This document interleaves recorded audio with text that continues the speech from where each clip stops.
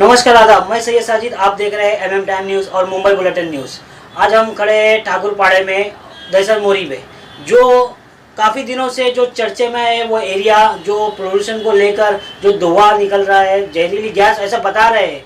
और उस पर हमने आज जीवन सेठ से बात की है, जो कि एनसीपी के अध्यक्ष है वो वार्ड के। अभी अभी उन्होंने वहाँ पर ऑफिस का ओपनिंग किया और उनके आते साथ ही ये सब काम चालू है धीरे धीरे। हम उनसे बात करेंगे। दादा, ये जो लोगों की वहाँ की परेशानी है और वो जो परेशानी को लेकर इन्होंने क्या काम किया उस पर, और क्या वो वहाँ के जो लोग हैं और जो फैक्ट्री जिन जिनकी है उनसे क्या बात हुई है जीवन दादा की, हम उनसे बात।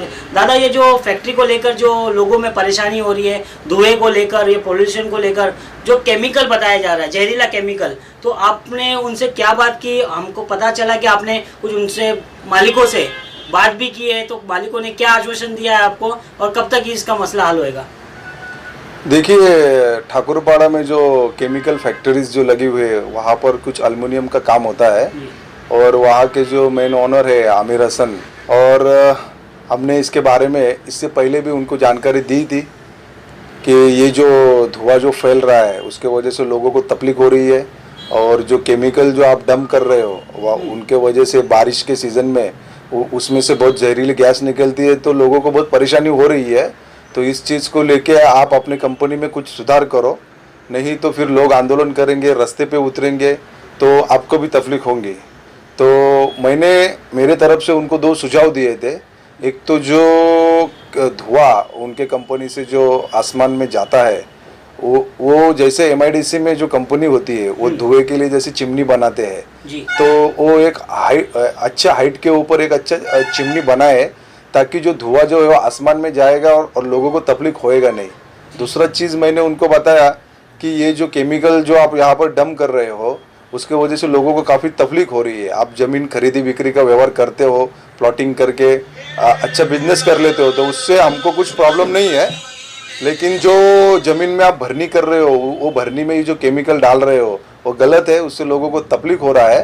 तो आप जो ये केमिकल है वो आप दूसरी जगह पे शिफ्ट करें, ताकि ये एरिया में जो लोग रह रहे हैं उनको तकलीफ ना हो जाए। तो मैंने जो सुझाव उनको दिए थे वो दोनों सुझाव उन्होंने मतलब मंजूर किए हैं। इसके लिए उन्होंने बोला है कि अपन जीवन भाई 100% ऐसा काम करेंगे कि लोगों को तकलीफ ना हो जाए। तो उनके कहने के ऊपर और उनसे बातचीत करने के बाद में मैं एक पब्लिक मीटिंग लगाने वाला हूँ।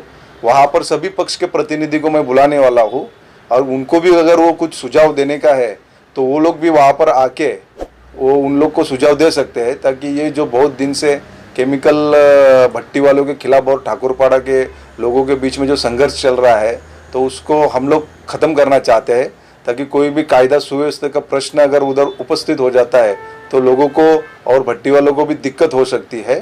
तो अब मेरी कोशिश यही रहेगी कि मैंने जो सुझाव दिया है उसके ऊपर ये लोग से काम कराना है, और उनको पब्लिक मीटिंग में लाके, और पब्लिक मीटिंग में अदर अपने पक्ष के जो कार्यकर्ता है, जैसे कि हमें अमजद भाई वहाँ पर काम कर रहे हैं, तो उनको भी मैंने उस दिन फ़ोन के ऊपर बात किया कि ऐसा ऐसा मैंने प्रस्ताव उनको दिया है, और भी उसमें आपको भी कुछ सुझाव देना है। तो मैं जिस दिन पब्लिक मीटिंग बुलाऊंगा उस पब्लिक मीटिंग में आप भी आ जाना, तो सब लोग मिलके ये जो ठाकुरपाड़ा का केमिकल का मसला है इसको अपन हल कर लेते हैं। ये बहुत अच्छी बात है, आपने लोगों का भी सोचा, और वहाँ के जितने कार्यकर्ता है जो कोई भी पार्टी से बिलोंग करते हो, तो आपने हर पार्टी को बुलाकर उस मीटिंग को सोचा है, वहाँ के लोगों को वालों को सोचा है। तो दादा की जो बात थी लोगों के हित में, जो वहाँ पे जो जहरीले गैस निकल रही है, जो भी धुआं निकल रहा है, उनको दादा ने गंभीरता लेते हुए वहाँ के लोगों को बताया कि बहुत जल्द कुछ ही दिनों में वहाँ पर एक मीटिंग होगी लोगों की, और वहाँ के जो लोगों की, और वहाँ पे जो सेठ लोग हैं, जो मालिक है वहाँ के कारीगर, तो उनसे बात होगी और उस पर क्या सुझाव निकालेंगे। उसके बाद भी हम एक प्रेस कॉन्फ्रेंस करेंगे, और प्रेस कॉन्फ्रेंस के दौरान आपको बताएंगे वहाँ पे क्या हुआ है। हम तो दादा का बहुत बहुत शुक्रिया अदा करेंगे। वहाँ एनसीपी का दफ्तर खुलने से लोगों की जो परेशानी हल हुई, हमने लोगों से भी बात की, तो उनका कहना है कि जब से एनसीपी की यहाँ पे कार्यालय खुला है, जब से हमारी कुछ बातें मानने लगी है यहाँ पर, और यहाँ पे कुछ काम होने लगे। तो दादा, एनसीपी को लेकर भी मैं आपको एक सवाल पूछूंगा। दादा, एनसीपी ही वहाँ पर काम क्यों करे और अन्य पार्टी क्यों नहीं कर रही है? आपका सुझाव अच्छा है कि आप दूसरी पार्टी को भी लेकर ये मीटिंग करने को बोल रहे हैं, पर अन्य पार्टी भी ये इसका प्रयास कर सकती थी। लेकिन अभी अन्य पार्टी के बारे में तो मेरे को बोलने का राइट्स नहीं है। वो काम क्यों नहीं कर रहे वो उनको ही मालूम है। जो हमको करना है, जो हमको अच्छा लगता है, हम लोग पब्लिक के लिए काम कर रहे हैं। बाकी अभी काम करना नहीं करना वो अन्य पार्टी की बात है।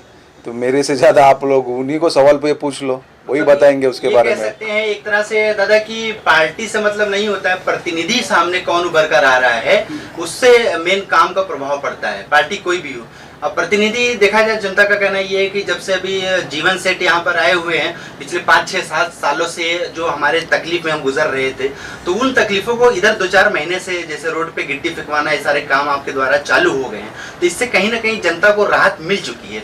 तो जनता ये चाहती है कि आपके द्वारा ही काम हो अच्छे से, चाहे कोई भी पार्टी हो, पार्टी से उनको कोई लेना देना नहीं है, वो जीवन सेठ को यहाँ पर देखना चाहते हैं। तो उसी तरह से आप खरे उतरेंगे या नहीं, वो जनता जानना चाहेगी। जनता से मेरी अपील है, अगर उन लोगों ने मेरे ऊपर भरोसा रखा है तो उनका भरोसा मैं कभी टूटने नहीं दूंगा। और मेरे से जो भी वहाँ के पब्लिक के लिए जो भी अच्छा काम होएगा, जो भी उनकी तकलीफें होगी, मेरे से जितने भी तकलीफें उनकी सॉल्व हो जाएगी उतनी मैं कोशिश करूँगा। और हमेशा मतलब मैं और मेरी एनसीपी की जो पार्टी है वो हमेशा इनके साथ में रहेगी, जो पब्लिक के साथ में रहेंगी। और उन्होंने अगर मेरे को ये जानकर बहुत खुशी हो गई कि पब्लिक ने मतलब इतना भरोसा हमारे ऊपर रखा है, तो आगे भी हम लोग पब्लिक के लिए अच्छा काम करने की कोशिश करेंगे इंशाल्लाह। जैसा कि आपने सुना, हमने बात की जीवन सेठ से, जो लोगों की परेशानी को देखते हुए जीवन सेठ ने आश्वासन भी दिया है कि अगर लोग चाहे तो उनकी तकलीफ और भी दूर कर सकते हैं, बस इन पब्लिक का सपोर्ट उनको चाहिए। तो हम जीवन सेठ का हमारे चैनल में थोड़ा कीमती समय देने के लिए धन्यवाद करते हैं। तो और भी ऐसी खबरें जानने के लिए हमसे जुड़ा। जय हिंद, जय महाराष्ट्र।